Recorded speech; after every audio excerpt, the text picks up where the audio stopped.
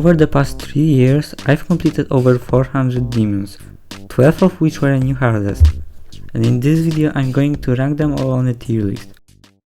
I'm not ranking them by like decoration or music, I'm just ranking them based on how good are they to beat as a new hardest, if that makes sense. The first level, the lightning road. So this is going into D tier. Oh, by the way, there is no F tier because I don't think any of these levels are F tier, but I think the lightning road is D tier. So the thing with the lightning road is that I beat it when I was playing on mobile. I started playing GT on mobile, you probably know that. And I actually beat the level without practice mode or start positions. I just kept playing Telfa from 0 until I beat it for some reason. And it didn't even improve my skill.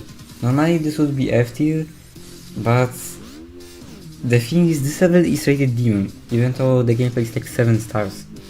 So the only reason why this isn't F tier is that when I beat it, it actually made me like believe in myself, and it made me think that I can beat more demons, but it didn't actually improve my skill. It took me only 1 day to beat, it wasn't even a mental struggle. Time Machine was a bigger mental struggle than this. It's good to beat as your first demon, but other than that, yeah, it's D tier. So the next level is Crescendo, and this is going to C tier. So the main reason why I beat Crescendo is because at the time I had completed the Lightning Road and the Nightmare, and these two levels are in a map pack, and Crescendo is also in that map pack, so I decided to beat Crescendo just to complete that map pack.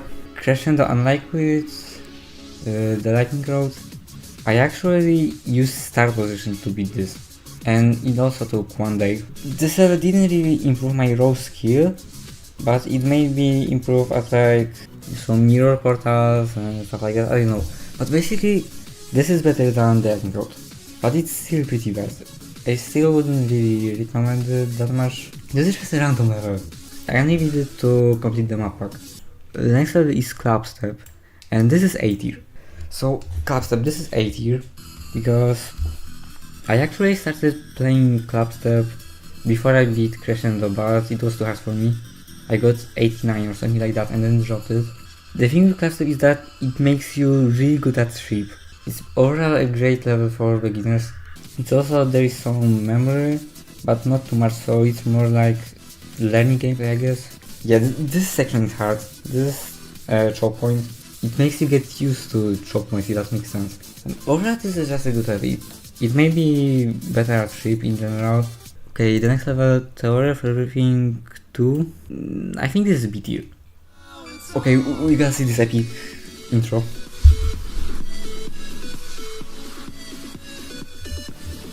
Unlike Clubstep, this level kinda makes you better at everything. All skill sets, you know, fast gameplay, slow gameplay, memory, ball, ship, wave, and so on. Honestly, I have absolutely nothing to say about this level. No, as I said, it's B tier, it's alright.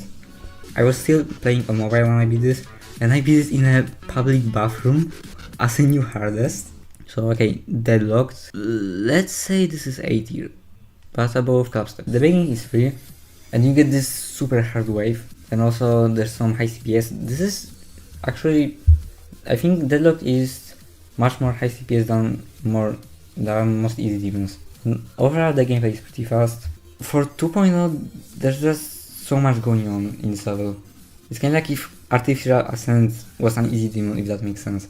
And here's a first ever boss fight in video level, and another first wave. Yeah, there are some moving platforms, so it's kinda learny. And now 9 Circles. I think 9 Circles is S tier. So 9 Circles, you probably know that this is a wave level, but unlike actually most 9 Circles level, in 9 Circles itself, the pre-drop is pretty hard. You have to get past that first ship, which it is pretty hard. And also there's a memory ball, and once you get to the drop, it gets really hard. It's like super fast wave gameplay, and it just makes you improve at the wave a lot, and that's extremely important in this game in general. Most people who have this as their hardest are probably wave carried, but it's still a great choice. I still think it's S. The game is fast and high FPS, and you know, as I say, it just makes you improve at the wave level. And you see this ending with some of those times are kinda hard, but it's mostly you just need to focus and not choke. So yeah, nice focus is extremely important. And then Fairy Dust. I think Fairy Dust is B tier. Let's say below Theory of Everything too. Just like Necropolis, Fairy Dust is a wave level. It has a much easier pre-drop, but also a much harder drop. Fairy Dust is almost an insane demon, while Necropolis is pretty much an easy hard demon. And yeah, those waves are really harder. Like I think the beginning of this wave is really hard. So with Fairy Dust, I did it after Necropolis, so I already had wave skills. Windy Landscape, I think. Okay, you know what? This is better than Necropolis. So with Windy Landscape, okay, first of all, this doesn't change the level's rating, but I love this decoration so much. I just love 1.9 decoration in general, but that's not the point. So this level has a pretty hard pre-drop. There are also hard timings. The gameplay is pretty slow, but then it gets a bit faster. And overall, there are some weird timings that you need to learn, but only a few of them. And you see, there's hard ship gameplay, some wave gameplay. You know, it's everything. And the balancing is better because you know the pre-drop is harder than the drop. And once you get to the drop, you actually might get pretty far. I don't know what to say, this is just a really good level to beat as a new hardest. It made me way better at the game. Also, this is the hardest level that I've beaten on mobile. The next level is a PC level. The first level that I've beaten on a PC, Acropolis. This is S tier. I think this is S tier. So yeah, Acropolis is a timing level. And I beat this on a PC. I beat it in like 5 days, which really isn't too much. I didn't even have any old attempts or anything. So just like Windy Landscape, Acropolis got a really hard pre-drop, except in this case it's much harder. And then once you get to the drop again, you might actually get really far in the level. Honestly, timings are probably the most important skill set in this game, more important than ship and wave, I think. And there are just so many different types of timings, and they're all slow, which is also pretty important. And then the wave is easy, but again, you can get nervous and die there. I didn't die to the wave at all. And yeah, overall, this is just a good level to beat as new hardest. So now we have Necropolis. Let's say this is A tier below Clubstep. So the thing with Necropolis is that it didn't actually improve my skill that much.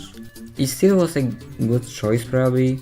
You don't have to do it because the game is pretty bad. I mean, I gave it 8 out of 10 enjoyment, but that's because I'm weird. Most people won't give it 8 out of 10. So then balancing is very weird. Overall, like the last 30% is really hard, and I actually fluked it. Also, I beat it in just 3 days because I had some pre-practice. You know, it's mostly timings. And now Cataclysm. Okay, so with Cataclysm, this is another S tier. I might be overrating this levels a bit, but I think this is S tier. So Cataclysm. This was my first extreme demon. It took me 12,000 attempts and 3 weeks to beat. This first wave is so incredibly hard. Like the whole level is just choke points, mostly wave and ship, and it actually makes you better at wave and ship. Like it's not just choke points, it actually uses those game modes in a good way. Overall, this gave me a huge skill boost. And then the level just becomes free, but you are so nervous while playing it that, you know, dying that first wave, that's completely reasonable. Like that, you're just so nervous while playing it. And then the last straight by, and you beat the level.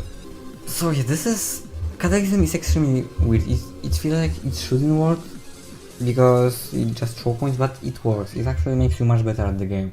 And the final level, I know I'm glazing all the time, but okay, let's say it's right below Windy Landscape. Hypersonic, my current hardest, took me 7,000 attempts, and this is just like Windy Landscape. This just makes you better at everything. slow gameplay, fast gameplay, timings and so on. The balancing is very interesting. Also there is just enjoyable in general. This spider is kinda hard, I guess. And then the second drop. And this is like so learny and it's so fast and high speeds like this. You have to click so fast in the spider. And then memorable. This level just got everything. Literally every possible skill set. And once you get past it, there's yet another duel. I definitely recommend it. Honestly, this is kinda hard for a Freeze Extreme Demon, but I think you should try it to beat as your Freeze Extreme if you want. Overall, it's just a great level. Especially for easily 2.1. And of course there's a wave shock at the end, because why not? But then the level just becomes free, and then it ends. So yeah, that's my tier list. Right here, I don't think I have to change anything. This team is completely fine.